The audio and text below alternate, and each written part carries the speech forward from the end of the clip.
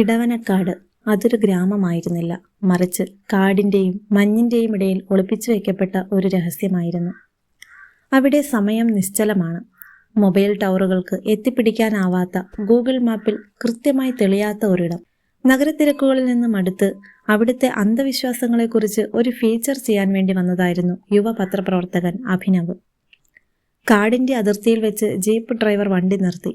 അയാൾ പിന്നിലേക്ക് തിരിഞ്ഞു പറഞ്ഞു, സാറേ, ഇതിനപ്പുറത്തേക്ക് വണ്ടി പോകില്ല. ആ കാണുന്നതാണ് ബാലൻ മാഷിൻ്റെ വീട്. തിരിച്ചു പോകണമെങ്കിൽ ഇപ്പോൾ പറയണം. നേരം ഇരുട്ടിയാൽ പിന്നെ ഈ കാട് നമ്മളെ വിടില്ല. അഭിനവ് ചിരിച്ചുകൊണ്ട് ബാഗ് എടുത്തു നടന്നു. പക്ഷേ ഗ്രാമത്തിലേക്ക് കാലുകുത്തിയ നിമിഷം അവൻ ആ മാറ്റം അനുഭവപ്പെട്ടു. വായുവിന് നല്ല കനമുണ്ട്. അവിടെ വീശുന്ന കാറ്റിന് പോലും പഴകിയ എന്തോ ഒന്നിൻ്റെ ഗന്ധമായിരുന്നു. ചീഞ്ഞഴുകിയ ഇലകളുടെയും കരിഞ്ഞ തിരിയുടെയും ഗന്ധം. ബാലൻ മാഷ് അഭിനവിനെ സ്വീകരിച്ചു. വയസ്സായ, മുഖത്ത് വരകളുള്ള മനുഷ്യൻ. അത്താഴം കഴിക്കുമ്പോൾ പുറത്ത് കാറ്റ് വീശിയടിക്കാൻ തുടങ്ങി. ജനാലകൾ പടപെടാന്നടിച്ചു. മാഷേ, എന്താണ് ആ ക്ഷേത്രത്തിലെ സത്യം? ആരും കൊളുത്താതെ അവിടെ വിളക്ക് തെളിയുമെന്ന് പറയുന്നത് സത്യമാണോ? അഭിനവ് ചോദിച്ചു. മാഷ് ചോറുണ്ണുന്നത് നിർത്തി. വിളക്കിൻ്റെ വെളിച്ചത്തിൽ അദ്ദേഹത്തിൻ്റെ കണ്ണുകളിൽ ഭയം നിഴലിച്ചു. ആ സത്യം അറിയാതിരിക്കാൻ ശ്രമിക്കുന്നതാണ് മോനെ നിനക്ക് നല്ലത്. അത് വെറും വെളിച്ചമല്ല, ഇടവനക്കാടിൻ്റെ പാപമാണ്. അമാവാസി തോറും അത് തെളിയും. അന്ന് ആരും പുറത്തിറങ്ങാറില്ല. ജനലുകൾ പോലും തുറക്കില്ല. കാരണം ആ വെളിച്ചം കണ്ടാൽ പിന്നെ നീ ആയിരിക്കില്ല. അന്നും ഒരു അമാവാസിയായിരുന്നു. പാതിരാത്രി ആയപ്പോൾ ഗ്രാമം ശവപ്പറമ്പ് പോലെ ശാന്തമായി. എന്നാൽ അഭിനവിന് മാത്രം ഉറക്കം വന്നില്ല.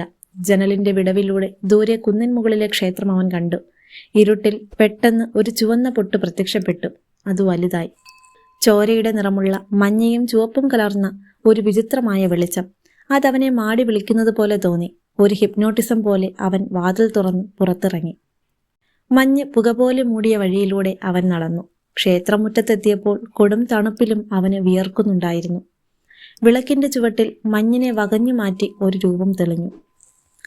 ഒരു പെൺകുട്ടി. 18 വയസ്സ് മാത്രം തോന്നിക്കുന്ന സുന്ദരിയായ ഒരു കുട്ടി. പക്ഷെ അവളുടെ കാലുകൾ തറയിൽ തൊടുന്നില്ലെന്ന് അഭിനവ് ഞെട്ടലോടെ തിരിച്ചറിഞ്ഞു. അവളുടെ കണ്ണുകൾ, അതിൽ കൃഷ്ണമണി ഉണ്ടായിരുന്നില്ല. പകരം ആ വിളക്കിലെ അതേ അഗ്നി അവളുടെ കണ്ണുകളിൽ ആളിക്കത്തുകയായിരുന്നു. നീ വരാൻ വൈകിയിരിക്കുന്നു. അവളുടെ ശബ്ദം കാറ്റിലൂടെയല്ല, അവൻ്റെ തലച്ചോറിലേക്കാണ് നേരിട്ടെത്തിയത്. അഭിനവ് വിറച്ചുപോയി. നീ ആരാണ്? ഞാൻ ദേവിക. ഒരിക്കൽ മനുഷ്യയായിരുന്നവൾ, ഇപ്പോൾ വെറും ഓർമ്മ മാത്രമായവൾ. ദേവികയുടെ കഥ അഭിനവിൻ്റെ കൺമുന്നിൽ ഒരു സിനിമ പോലെ തെളിഞ്ഞു. വർഷങ്ങൾക്ക് മുൻപ് അവൾ ആ ഗ്രാമത്തിലെ ഏറ്റവും സന്തോഷവതിയായ ഒരു പെൺകുട്ടിയായിരുന്നു. ക്ഷേത്രത്തിലെ വിളക്ക് തുടയ്ക്കലും വൃത്തിയാക്കലും അവളുടെ ജോലിയായിരുന്നു. ഒരിക്കൽ എണ്ണയില്ലാത്ത വിളക്കിൽ അവൾ തൊട്ടപ്പോൾ തീനാളം തനിയെ തെളിഞ്ഞു. അതൊരു അത്ഭുതമായിരുന്നു. അവൾക്ക് ഭാവി കാണാൻ കഴിയുമായിരുന്നു. രോഗം വരുന്നത്, മരണം നടക്കുന്നത്, ജനനം നടക്കുന്നത് എല്ലാം അവൾ മുൻകൂട്ടി കണ്ടു. അവൾക്ക് എന്തോ ഒരു അത്ഭുത ശക്തി ഉണ്ടെന്ന് അവൾ തന്നെ സ്വയം തിരിച്ചറിഞ്ഞു. പക്ഷേ ഗ്രാമവാസികൾ ആ കഴിവിനെ ആരാധിച്ചില്ല. പകരം അവർ ഭയപ്പെട്ടു. അവൾ മന്ത്രവാദിനിയാണ്. അവളുടെ കയ്യിൽ എന്തോ കപട മന്ത്രവിദ്യയുണ്ട്. അവളുടെ നോട്ടം വീണാൽ തന്നെ ആളുകൾ ചാകും, ഈ ഗ്രാമം നശിക്കും. അങ്ങനെയൊക്കെ അവർ വിശ്വസിച്ചു. അന്ധവിശ്വാസം മനുഷ്യനെ മൃഗമാക്കുന്ന കാഴ്ചയായിരുന്നു പിന്നീട്. ഒരു അമാവാസി രാത്രിയിൽ ഗ്രാമത്തിലെ പ്രമാണിമാർ അവളെ ക്ഷേത്രത്തിനുള്ളിലേക്ക് വലിച്ചിഴച്ചു കൊണ്ടുപോയി. ഈ ശാപം തീരണം, ഇവളെ ഇവിടെ തന്നെ തീർക്കണം. അവർ അവളെ ഗർഭഗൃഹത്തിനുള്ളിലാക്കി പൂട്ടി. പുറത്തുനിന്ന് ക്ഷേത്രത്തിന് തീയിട്ടു. അകത്ത് ശ്വാസം കിട്ടാതെ ശരീരം വെന്തുരുകുമ്പോഴും അവൾ പ്രാർത്ഥിച്ചത് സ്വന്തം ജീവന് വേണ്ടിയായിരുന്നില്ല, ഗ്രാമത്തിനു വേണ്ടിയായിരുന്നു. പക്ഷേ ആരും വാതിൽ തുറന്നില്ല. അവളുടെ നിലവിളി തീയിൽ ലയിച്ചു. അവസാനം അവൾ വെറും ചാരമായില്ല, പകരം ആ വിളക്കിലെ അഗ്നിയായി മാറി. അവളുടെ കഥ മനസ്സിലാക്കി വർത്തമാനകാലത്തിലേക്ക് തിരിച്ചെത്തിയ അഭിനവ് കണ്ടത് ഗ്രാമവാസികൾ പന്തങ്ങളുമായി ക്ഷേത്രത്തിലേക്ക് ഇരച്ചു കയറുന്നതാണ്. വർഷങ്ങൾക്കിപ്പുറവും അവർക്ക് ഇപ്പോഴും അവളെ ഭയമാണ്. തനിയെ കത്തിയ ആ വിളക്ക് തല്ലിപ്പൊട്ടിക്കാൻ ആക്രോശിച്ചുകൊണ്ട് അവർ ക്ഷേത്രത്തിലേക്ക് ഇരച്ചു പാഞ്ഞു.